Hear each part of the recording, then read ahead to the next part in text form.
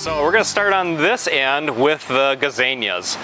Now, the Gazanias are a South African plant, so they can handle that high heat. They like that hot, dry conditions. They can go much drier, and all of these bedding plants that we're showing, they're going to be about the same height. So they're going to be in the 8 to 10 inches or so, 8 to 12 inches high. So they're going to be kind of that little bit lower growing.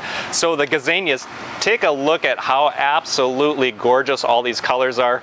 The Gazanias are really stunning. And you know, if your neighbor has a window box full of Gazanias, this is the only time where it's appropriate that you can say, "Hey Edna, nice Gazanias," and maybe not get slapped.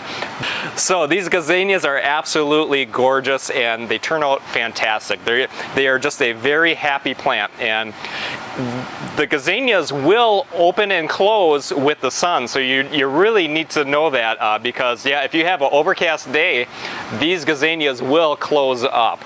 And this is the only one that I'm showing that really does need to be deadheaded, so that's another consideration. If you're not into deadheading Gazanias, you really do need to do that. And what that looks like, so these are all these flowers are good, but you can see that these are spent. So I like to take that down. It's real easy to just go through and nip them off, but I like to take and go all the way down, because if you just take it off behind the head, you'll end up having this stick. So you might as well go through and take it off all the way down.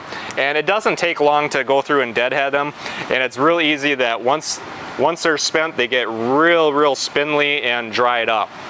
And if you don't do that, they're going to want to go to seed, and they almost look like a little dandelion where they'll get fuzzy.